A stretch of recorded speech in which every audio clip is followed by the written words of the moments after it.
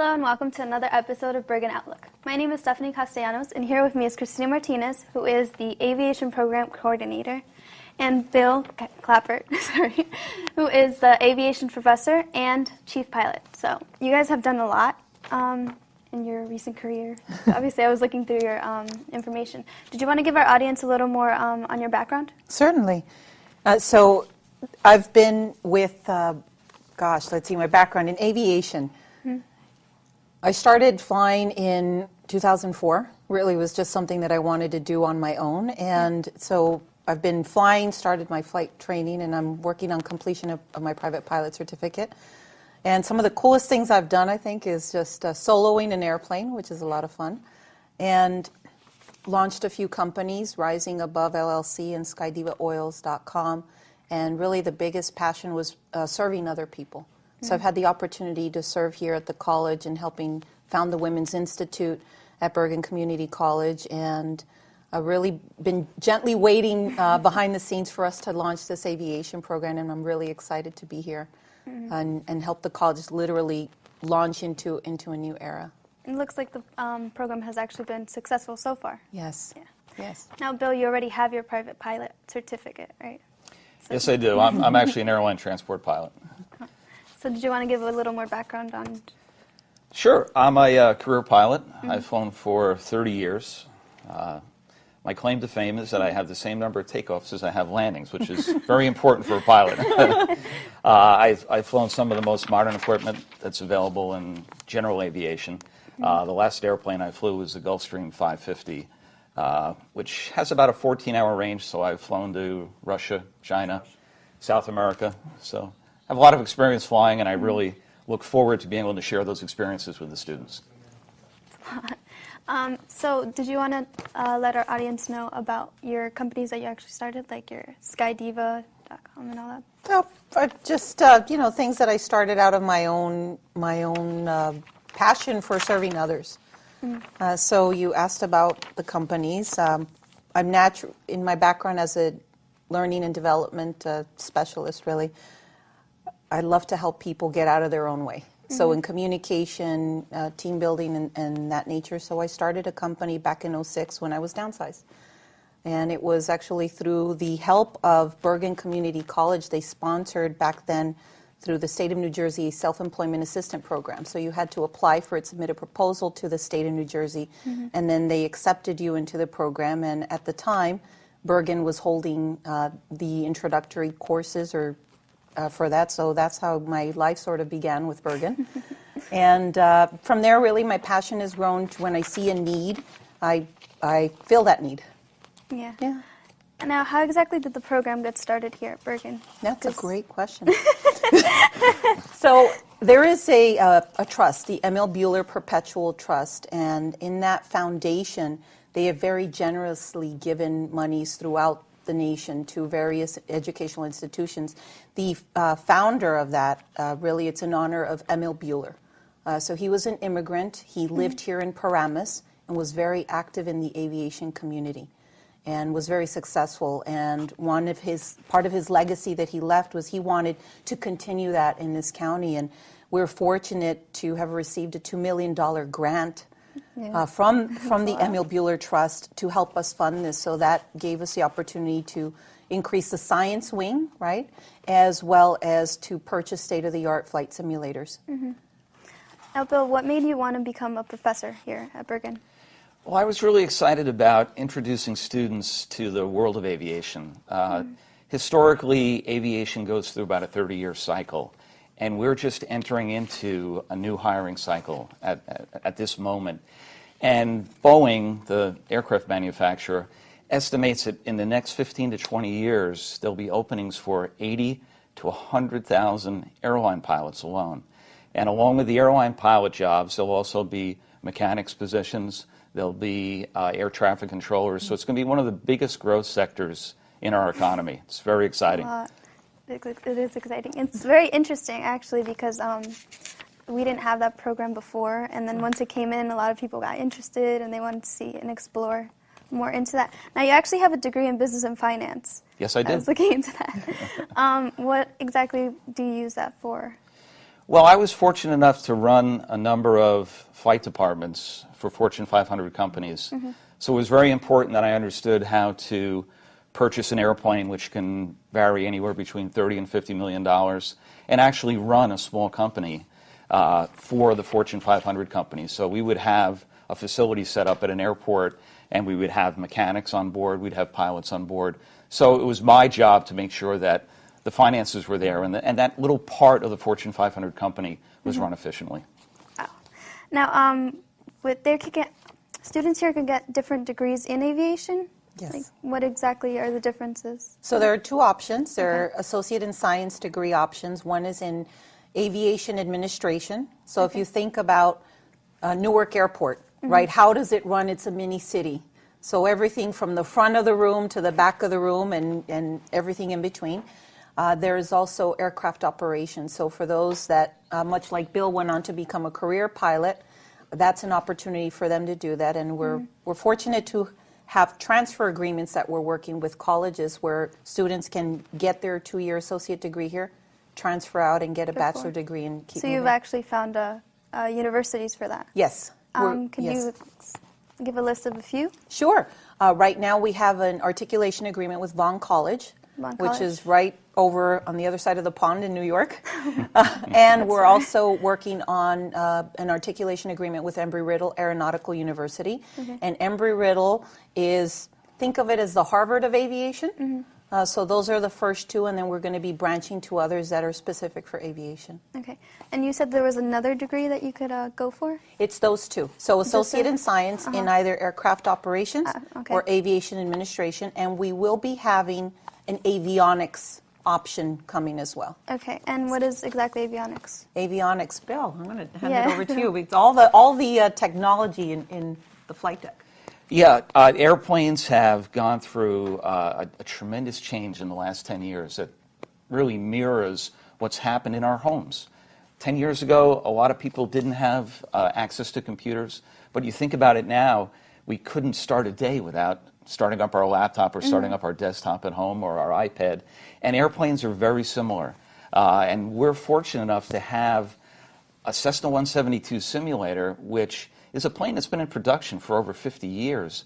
But we've got an avionics suite in that airplane, which is made by Garmin, the same company that makes the GPSs in your car. And that avionics suite in the airplane is as modern as the airplane that I flew, the Gulfstream 450. So it's a really exciting time for aviation. Okay, so thank you. Right now we're going to actually go to some PSAs, and we'll be back with Christina and Bill. Welcome back to Bergen Outlook. I'm here with Christina and Bill. And now, are there any jobs, or are there jobs in the aviation industry? And what is the outlook? Yes, that's a great question. There are many jobs in the aviation industry, as Bill was talking about, the projections that Boeing is bringing out about 80 to 100,000 jobs for pilots. And if you think about the fact that as a population, about only 6% of us are pilots, there are many. So there are in air traffic control. We just recently went through furloughing, right? So there's an opportunity that, fortunately, that ended, that you can go into air traffic control if flying an airplane is not your option. There is a career pilot option. What other options do you want to talk about? Well, there's also a huge field of maintenance, which, when you're working on new airplanes, and new airplanes are coming out constantly, it's a very exciting career to be in because it gives people the opportunity to not only turn wrenches and get their hands dirty, but in the pointy end of the airplane where the pilots sit, there's also a computerized flight deck, so they have the opportunity to work on technology that's state-of-the-art. Now, do you think for pilots that job will go out, extinct? Because, with technology and everything, maybe planes will be able to just do that's a great question. And would that happen? The planes that I've flown in my career, and most recently, are highly automated airplanes. They're pretty much the most modern aircraft in the world. They still require pilots. And I've had incidents where the airplane has had a malfunction that if there wasn't a pilot there, the end result would not have been what we would expect. So there will always be pilots in the airplanes. There will always be someone overlooking the systems. But flying has never been safer than it is now. That's good. Now, there's actually a new summer internship at Newark Liberty International. Yes, Did you yes. want to talk a little bit about Absolutely, we're excited because as we're into our first year, there's a partnership, if you will. We have two really great guys at the tower, Scott Didymo and Ray, who are basically come on board and have said we would like to take some Bergen students and bring them through an internship.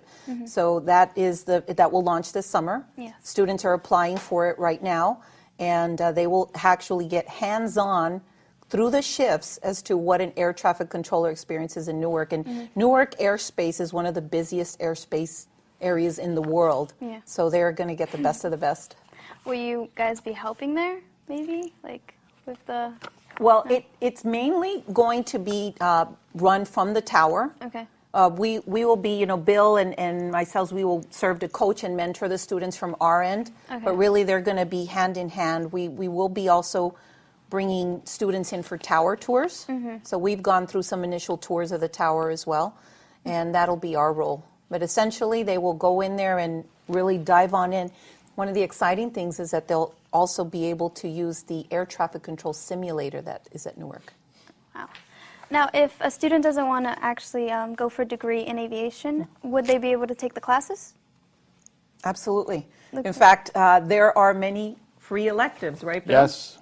And so in those free electives, AVT 100 Introduction to Aeronautics is one of the best classes that you can get to fly a $250,000 simulator. It doesn't get better than that. Now, Bill, what courses do you actually teach? I teach the AVT 100, and I was fortunate enough to get involved with the ILR classes, which are retired individuals that come in and have enrichment classes. And we had a class yesterday of 14 of America's greatest generation, some of our older people, and we just have a fantastic time. They get to sit in the simulator. They get to actually take off and land a simulator. A lot of these people have never even been in an airplane, believe it or not. So it's very, very exciting for them to not only fly the airplane, but to see the level of technology that's out there. So I just thoroughly enjoy it. It's very interesting. Now, you were speaking about the simulator. Can you actually explain more about it? Well, the simulator, what makes this simulator very exciting is it has a 210-degree screen that comes all the way around the simulator. So when you fly the simulator, it feels like you're actually lifting off into the air. It's really one of those things that you can't get anywhere else in the world, that kind of sensation. And once you've flown a simulator, you've flown an airplane, you're hooked for aviation. Really? Have you? So where have you flown the simulator to? That's a great question. I have a couple of students who are from Colombia. Okay. So we typically, with that class, we fly down to Colombia, we fly down to South America. I've had some students who are from the islands, so we've gone down to St. Martin. The interesting thing about the simulator is I have the opportunity to give them whatever type of weather I'd like to. So oftentimes in St. Martin there'll be thunderstorms, but occasionally a little snowflake starts to come down. So we keep it very interesting for the students, and everyone really comes out of there feeling like they had a good time. Okay.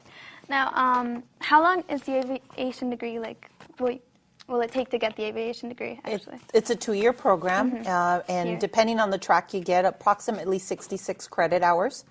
And many of the hours are all, if you look at the basics that students take. And I also want to add that even if someone is not interested in getting a degree, we also have a partnership with the continuing education school here. So Bill teaches courses for continuing education there as well. Okay.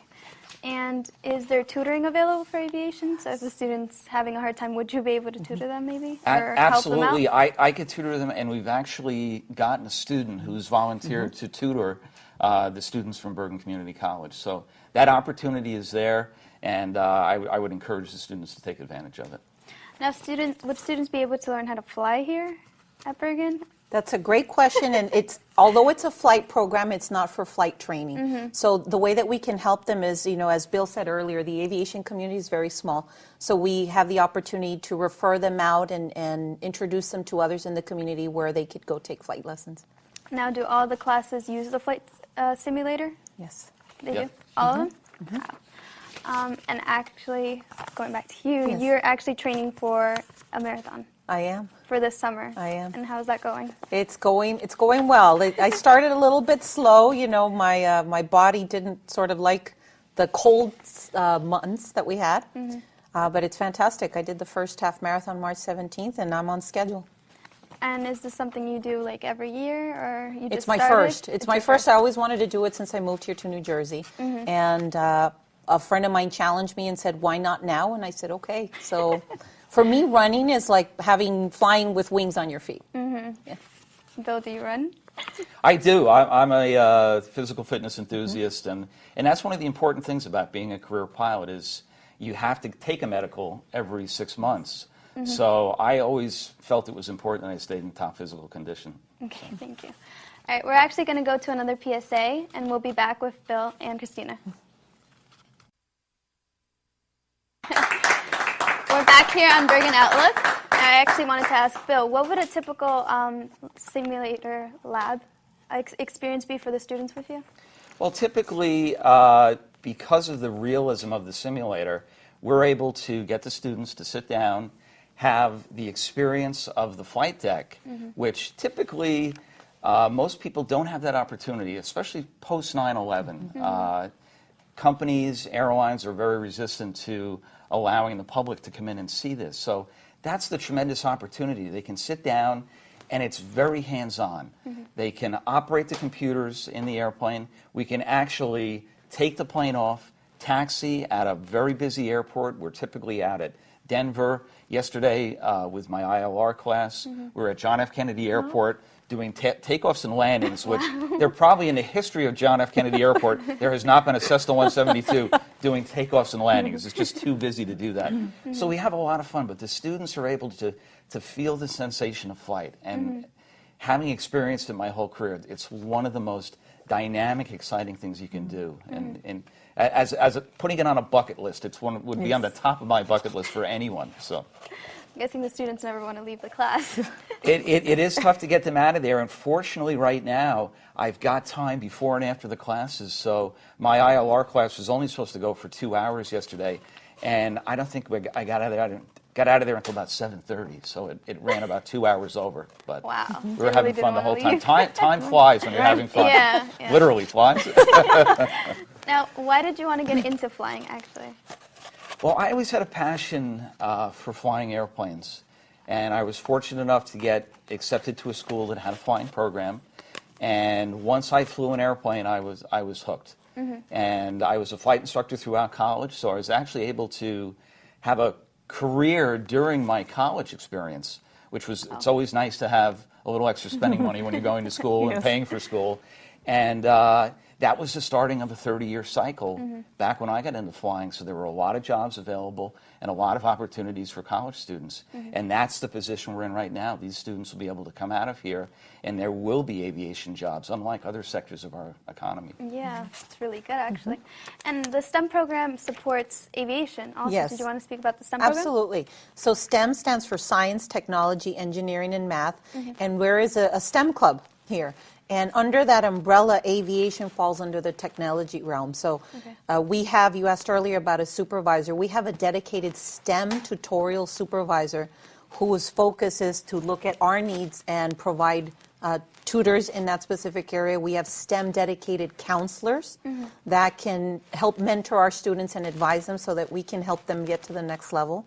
And we're very excited about that. If I can give a little plug to the website, is that okay for Yeah, STEM? go ahead. It's bergen.edu/STEM, STEM GPS. STEM GPS for Graduation Pathway to Success. Thank you. Now, is there classes? What different classes are there for STEM? For all the classes for STEM really are under whether you're in science, technology, engineering, or math. One of the things that I'm doing right now is coaching the STEM students on public speaking and presentation skills. So it's what they're doing, and even aviation is highly technical. So now we need to help them figure out how to talk to others and sell their ideas. Yeah, public and such. speaking is Yes? not an easy thing. It's kind of hard. It's very nerve-wracking. Especially being on camera. All right. Well, thank you both for being here. That was very interesting and very insightful for, I'm pretty sure, everybody that's going to be able to watch this program. And if you want any more information on the aviation program, you can go to bergen.edu/aviation. And that's all the time we have today. Thank you for watching Bergen Outlook.